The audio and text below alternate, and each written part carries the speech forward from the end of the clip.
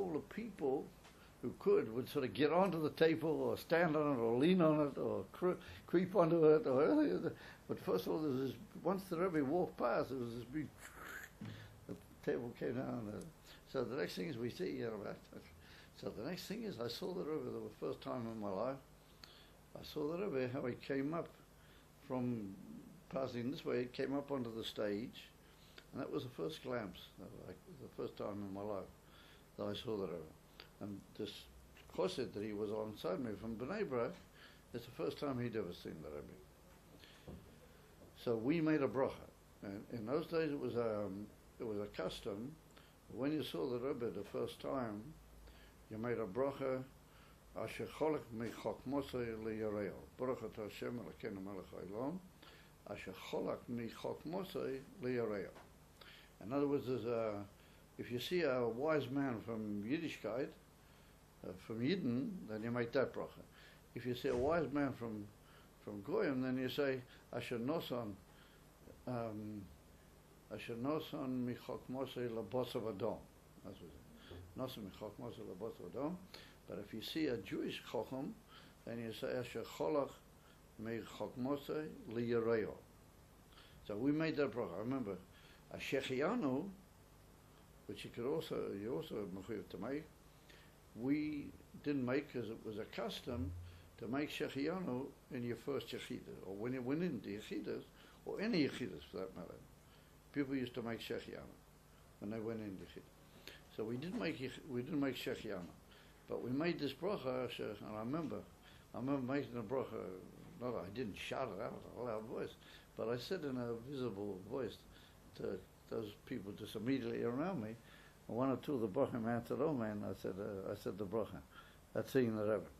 So the Rebbe came across the stage, and the Rebbe sat down, and it was unusual because usually they used to sing a nigun before the Rebbe said anything.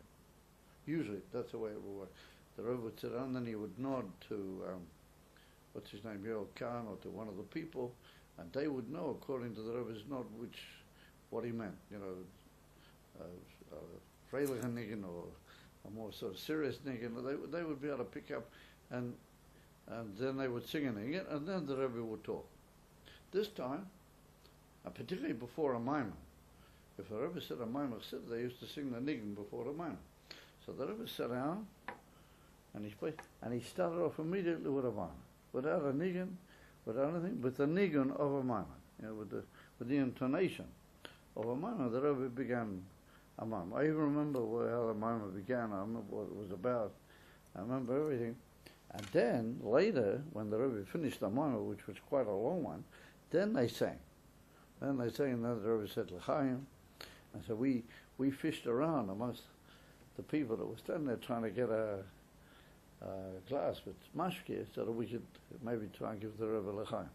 And eventually, towards the end of the farbrengen, we did somehow or another actually give the Rebbe l'chaim. It was a bit hard to know if the Rebbe actually looked at you mamish, but the Rebbe certainly looked in our direction, and so we gave l'chaim.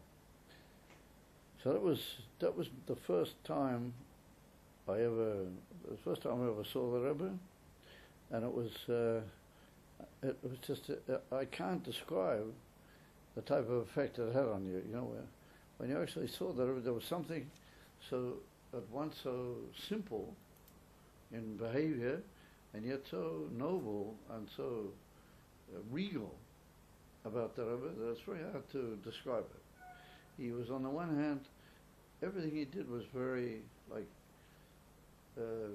simple. It wasn't exaggerated or there was no gesticulation or anything of that nature. The Rebbe just walked onto the stage. He walked onto his chair.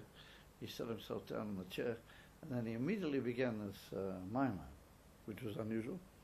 But there was something unbelievably regal, and there was this tremendous air of kingship. You felt this tremendous, at once fear and yet awe, together. It was really remarkable.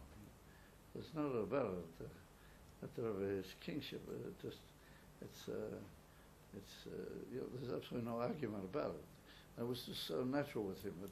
It's not something that Rabbi did in order to, he'd worked out how to make people feel frightened of everything. Just being exactly what he was, with the absolute openness. The Rabbi just, he just took the whole public that was there. He just somehow or another took the most amazing control of just being what he was. That's who I'm. So anyway, that was it. That was my first Fabring. And then we went upstairs later when everybody had sort of been mitpazer, spread out from the Fabringen, which was already quite late at night. After midnight, and it wasn't a long Fabringen by 770 standards. It wasn't a long Fabringen, but it was a, and what was it? It was a Fabringen for Gimel Slichot. And the Friedrich Rebbe revealed that there was a special day in Gimel Slichot. So not every year in those years did the Rebbe bring Gimel Slichot, but there were times when he did. And we had the tremendous bracha and fortune that exactly when we got off the bus, the Rebbe came down and bring Gimel Slichot. So anyway, I could describe to you the whole thing how I saw the Rebbe the next day. I saw how he said Slicha, but we won't go into all that right for the moment. So somehow or another we got put away and we got put in places where to be, whatever, and we got ourselves organized. And by the next day, I was sort of somewhat a little organized. And I stayed by my mashpia from Australia, Rabbi Gafne. I stayed in his house. And now his house was a little flat on Montgomery Street. A little flat, and I slept on a couch. That's all I had. I had a couch, that whole tissue. I slept on a couch in his main room. Anyway, that was it. So, went through Rosh Hashanah and all the amazing Giluim of Rosh Hashanah and the whole amazing thing. Now, I have to stress to you, before I describe what happened in the first Yechidus, I have to stress to you that that year, there was a group of very, very big Siddim came out of Russia. When I say big, I mean people that were quite well known. Now, Rav Mendel Futterfass, who later became the Mashpia here, he'd already been out a few months before. But he came, of course, especially, he was every Tishrei by the Rebbe, from Rosh Hashanah right through to after Shabbos Brazes. He was always by the Rebbe, but for Tishrei. But there was a group of other quite important Rosh Hashanah. So one of them was Blazer Nanas. He was a famous person. He was 19 years in Rahman prison. He wrote the book called Sabuta. He was there. He just came out of Russia. And several others, the big, want to say, big, well-known Chassidim who had really tasted the not so pleasant side of life in Russia. And they'd come out that year. And that was their first time by the Rebbe. So, what was the situation? The situation was like this. That the Rebbe, they gave out an announcement that in the Ser Simei Tshuva, between Rosh Hashanah and Yom Kippur, which was very unusual, the Rebbe was going to make one Yechidus night, one night of taking people. Now, the reason for that was that the Rebbe wanted to give a special night for these people, that they should be able to sort of have their Yechidus with him, and it should be especially for them, for these Rosh Hashanah, that they'd come out of Russia, and there was quite a few of them, because they obviously it was due to them to say a few words in inverted commas to the Rebbe, each one of them according to it. Now, Rav Mendel also was going to go in that night. So they announced that that was going to be it. And then they said that immediately after Yom Kippur, there's going to be a Yechidus between Yom Kippur and Sukkot. There's going to be Yechidus for Eretz Yisrael, for those who come from Eretz Yisrael, and they hope that they'll fit all the people from Eretz Yisrael in on that night. In other words, it was going to be really high pressure. That's what was announced. So I immediately had a problem. I immediately went into a difficulty because my wife's parents at that time, they were still living in the Medina of Jamaica. Now Jamaica is West Indies. and I was due to go and pay them a visit in the West Indies. The only time that I could see, and we worked out that I'd be able to go and visit them, was between Yom Kippur and Sukkot. That was the only time I could. Because that was the only time that there was no Farbringans, by the way. So I'd already ordered a ticket for this trip to Jamaica between Yom Kippur and Sukkot. All of a sudden I hear that the night for the Israeli people who've come from Eretz Yisrael, that I was going to make between Yom Kippur, which was unusual also. And he was going to give, after Simchas Torah, he was going to give the Yechidus nights for people from France and other places like that. So I'm always thinking to myself, wait a minute, I might miss out on the Yechidus altogether, because if I'm going away between Yom Kippur and Sukkot, how am I going to get into Yechidus? And yet, on the other hand, they said that the Yechidus on the Seres Meichu was only for the Rosh. So I didn't know what to do. So Rabbi, my mashpia, he said to me that I should write in a letter to the Rebbe and tell him my difficulty, and ask the Rebbe if I could maybe get into the Yechidus with the Russish Yidden. But I said, but they said it's only for the Russish Yidden. So I remember my mashpia, he said, no. And he said, you're something completely different than the Russish Yidden. And I said, you've also, you've got a history. He said, maybe it'll be okay. Maybe the Rebbe will let you in on that night. So anyway, I write in the letter to them. I wouldn't have written it in, but he pushed me to. I wrote in a letter. All of a sudden, shortly after Rosh Hashanah, somebody says to me that Benjamin Klein is looking for you. Now, Benjamin Klein is one of the secretaries. So I go downstairs in the 770. Maybe I might happen to find him. It's very difficult to find people over there, particularly with the depression. The crowding was just so immense. So I get down and all of a sudden, the Eibishter Health that I ran into, and I found this fellow Benjamin Klein. I found him. So all of a sudden he says, oh, Gafne. He said, you're Gafne, right? I said, yeah. So he knew me from Australia. He'd once been on a visit in Australia. So he knew me. He said, yeah, he can this. He said, you're Gafne. I said, right. So he said, there's an answer from the Rebbe, and the Rebbe says that you can come in the Yechidus with the Russish Yidden. You come in on the same night as the Russish Yidden, and it's okay. It's fine. So, I'm truly affected, that I'm able to get in that night to Yechidus. So here comes the night of Yechidus between Rosh Hashanah. It's not even Yom Kippur yet, and how do you say I can see you guys. It's proving a bit much for you. You've already lost your attention. You're not. I'm listening. You're saying. If it's too much for you, you have to tell me. Okay. So,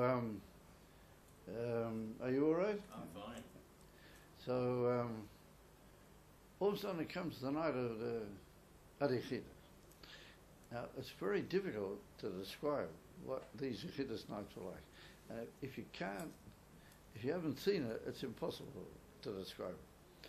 But from about 8 o'clock in the evening, the Rebbe's, the whole area from the Rebbe's door back into what they call Gan Eden Atachton, back into the area running near where the Ezras Noshim was, going up to the Ezras Noshim, was packed with people standing in Tor to get in. You understand? Packed. So this night, it wasn't so packed because it was only the Russish Yidden, but there was a lot of them who'd come out, not just the big well-known city, but their families, and other people who knew them, and all sorts of people that you could understand that it was due to them a Yechidus. They'd been living in Mesilas Nefesh for so many years now. Due to them a Yechidus with the Rebbe. And here's little me. I tucked myself on at the end of the whole line, feeling a little bit embarrassed. That I'm not really, a Rosh Yidden yet. I've got the right to go in, but it's just the same.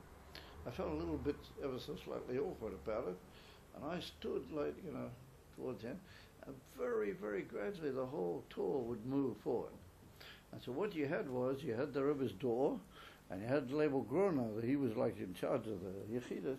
He used to open and shut the door, and he used to make sure there was Seder, And if people would stay too long inside, then he would put his head in and say, what's going on? And he would try to have an influence in the end quick.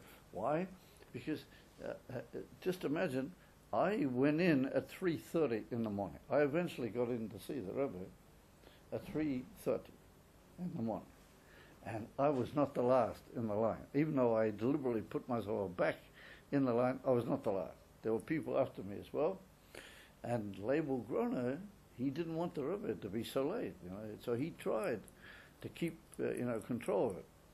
And he tried to make sure there'd be some sort of order, but just the same. So what happened was the Rebbe finished the whole Yechidus at about 5 to 5 in the morning. And he started at 8 o'clock in the evening. 5 to 5 in the morning was when he actually finished the Yechidus. Now the only thing was that at 12 o'clock midnight, the Rebbe came out to Daven. That's what he used to do. He used to make a break in the middle of the Yechidus. All of a sudden they would stop the line and everything.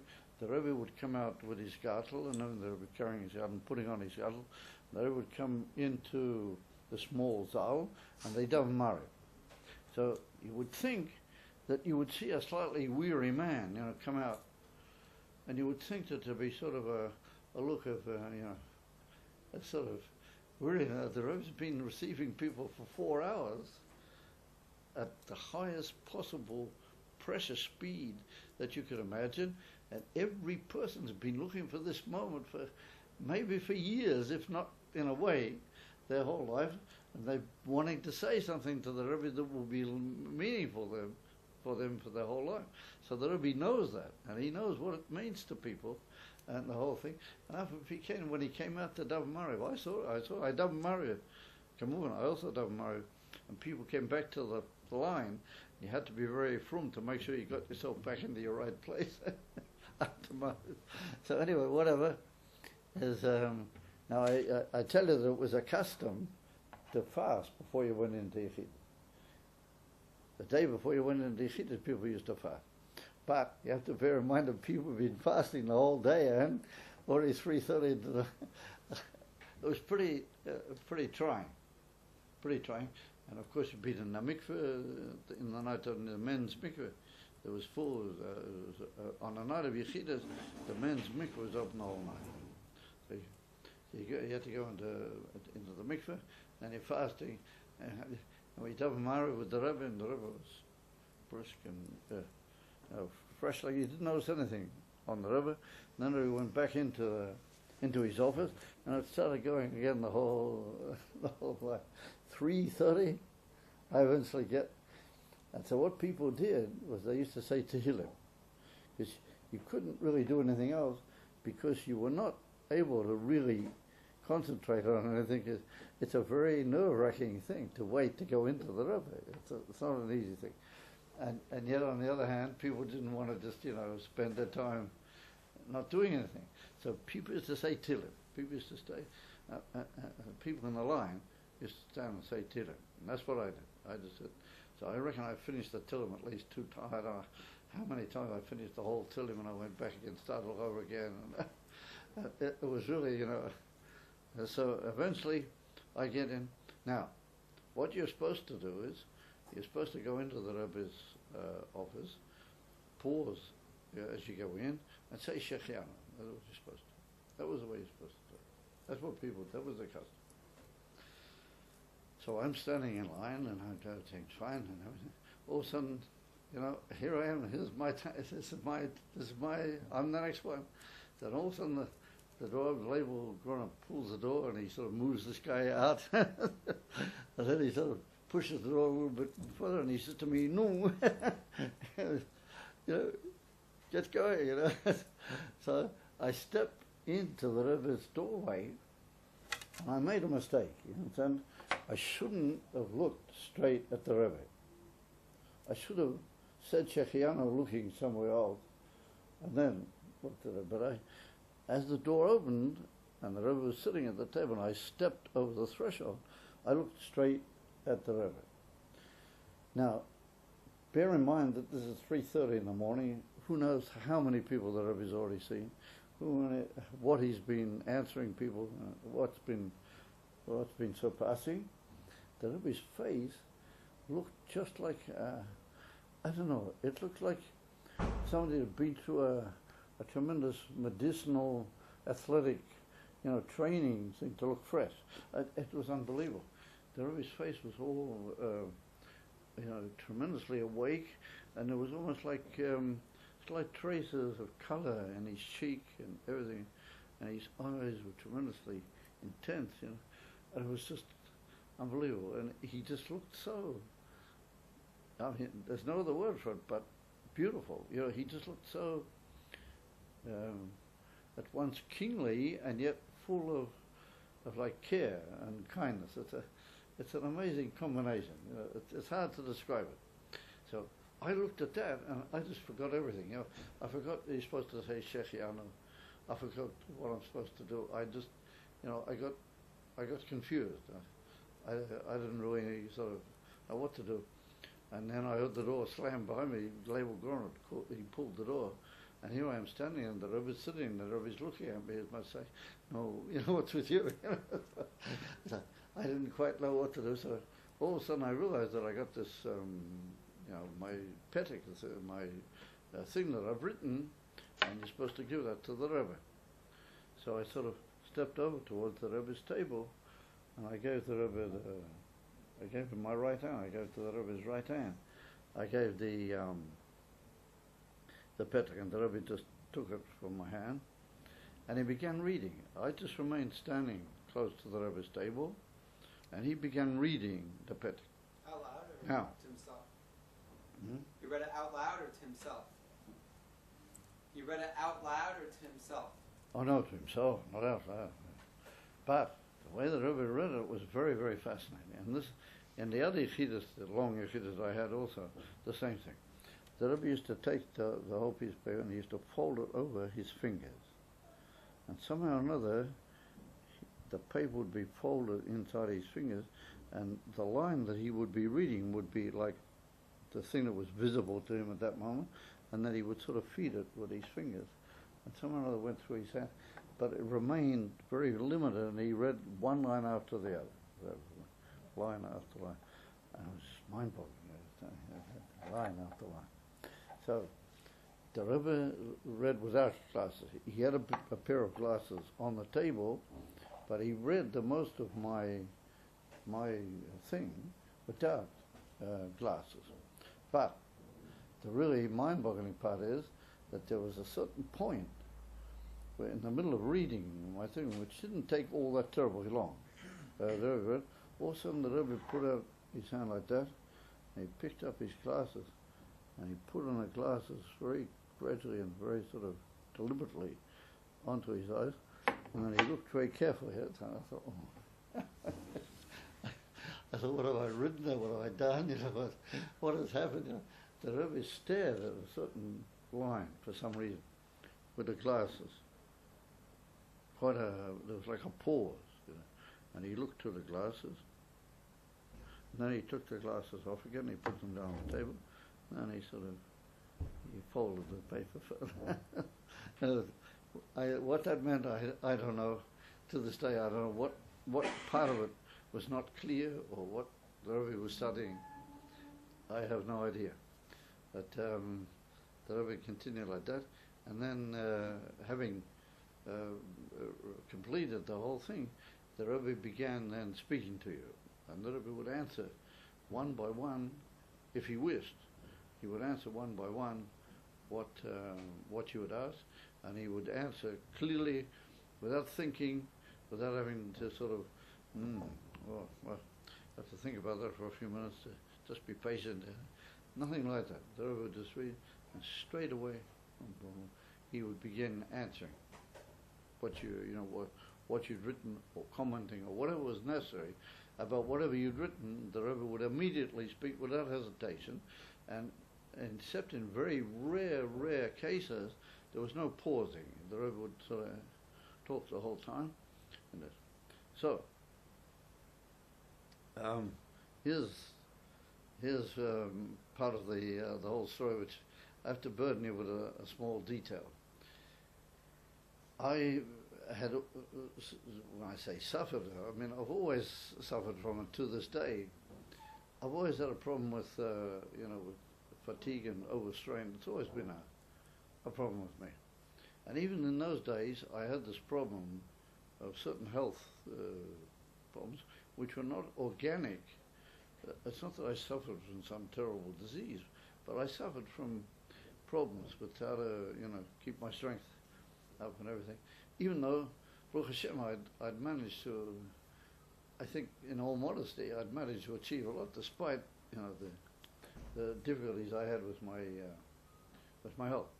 So I was of the opinion that in my first Yechidus with the Rebbe, I'm not going to mention that. Because I felt that, in my first Yechidus, I want to talk about high things. I don't want to mention. However, my mashpia, Abba Pliskin, and several other people, they were not of that opinion. They were very much not of that opinion. And they held that I should write about that first. I should mention that first. So in the end, they won the day, and I wrote a whole little sort of paragraph and a whole piece about my health problem, about my difficulties. So the first thing is the Rebbe said to me, the Rebbe said, "Es Yedua der Brief von mein Schwer der Rebbe." That's what he said. It's well known, the letter of my father-in-law, the Rebbe, referring to the Friedrich Rebbe, but the Rebbe used to say sometimes, by the Verbringens, the Rebbe would say, the Rebbe der Schwer, the Rebbe, the father-in-law. But to me, he said, mein Schwer, my father-in-law, the Rebbe. He said it in a different way. It was very interesting. That's the way the Rebbe said it. It's Yedua, the letter, and he said it appears in the Kovetz Miktovim, at the end of the Tehillim. Have you ever noticed? At the end of the Tehillim, there's a whole series of letters. So over there is the brief, and the letter begins with the language, Ayid muss sein gesund. That's how the letter begins. It's a long letter to a certain person, and it begins with the expression, a Jew has to be healthy. That's how it begins. And he said, the Rebbe is masber over there, that since a year has got Tariag mitzvahs, he's got 630 mitzvahs and all their halachas in the Rabbanan and all the other inyonim that the Yiddishkeit amount of us, and therefore you have to be healthy. And the Rebbe said, what Lafise, since he said the Rebbe begins with that expression, Ayid muss sein gesund, is a sign that that's a Indian kloli, and it's nogeya in all other matters. It has a value of absolute right or value in its own right. That's what he said to me. And then the Rebbe said, for example, and he bought a raya from what's written in Igeres HaTshuva. Now Igeres HaTshuva is part of Tanya. You're familiar. But the Alter Rebbe begins about the first chapter. The Alter Rebbe begins about Tshuva. What is the Etzem Mitzvahs HaTshuva in Torah? Then he writes a whole thing that there are people who say you should fast. There are all sorts of different things. How many fasts? How to fast? No. He said, the Rebbe said to me that if you look carefully over there, the Alter Rebbe says that even though it's a very great Indian to fast, and there's a big Indian to fast, and it's in the Rizal, and the Rebbe stressed how great and important it is to fast for your past sins. However, the Alter Rebbe says that that's only for those who can. And so the Rebbe said to me, if you look carefully over there, then you see that the Rebbe is not just saying, the Alter Rebbe is not just saying that if you find it difficult to fast, you don't have to fast, all these fasts. But if you do, when you can't really, then that is not Avodas Hashem, no, it's the opposite of Avodas Hashem. Not only is it's not Avodas Hashem, but it's the opposite of Avodas Hashem. That was what the Rebbe said to me, quoting Igeres HaTshuva to me. And therefore he said, was lefizeh, it's mashma that wherever you have a problem in health, then that has to be batil. All other matters have to be batil legabi that. In other words, it's got a determining and dictating factor legabi everything you do in Yiddishkeit. The Rebbe's point was And the Rebbe made it clear in the words that he said following that, he's not saying you don't have to do everything what Yiddishkeit says, but you've got to do it in a way that it'll be appropriate to looking after your health. I won't demand of you overdoing things that you can't. In other words, to use the old expression in English, you're not demanded to give what you can't give. And you're only demanded to give what you can within the limitations that it will not affect your health. That's what the Rebbe said. And that was basically the main point. And the Rebbe just said to me that I should, and that's what we spoke the other day, that I should make inquiries, I should have a good advice from doctors that that was the right way. And the Rebbe said we have to do everything we can, but derech hateva to look after the health. And that was that in. So then we completed that. Then the Rebbe got on to another inyan. Wow. I'm sorry. I don't know. I don't know that's where I go. I'm really sorry. I apologize. I'll just mention one more thing, and then we'll continue. Rabbi. This is only the first Yechidus. This is not the whole Yechidus either. Rabbi. Don't be sorry. We already missed Marv. We might as well keep going. Oh, you've already missed. Yeah, we might as well just Yeah, I keep have to go to Yeah, basement. we'll go to basement. I've got to get my taxi in a few minutes. Yeah. My taxi comes exactly at 9:45. Anyway, whatever. So, how am I going to mention this? Look, you guys are a little bit familiar with my past. You probably have some knowledge of what I went through and everything. So, I had a problem when I was in England, that when I went from Paris to England, I had a problem that when they called me up to the Torah, a lot of people came over afterwards and said, listen, and they started asking me personal questions. So I felt, that, calling me up to the Torah that way led to like an impingement on my my private business, and it encouraged people to ask me questions. I didn't want that. I wanted to be completely incognito. I wanted to be just like everybody. And the amazing thing was that there's another thing that already spoke to me in this Yechidus about that. When I was in London, they asked me to say a Maimach Siddur at Shel Shul. So I did. I taught myself how to chazar my morim. Even if I say it myself, I chazar them very capably. So I said a Maimach Siddur. And the amazing thing is that I mentioned in that Maimah, this is really mind-blowing, I mentioned in that Maimah a certain inyan, but when I heard that Maimah from the Rebbe, the first time I'd ever seen him,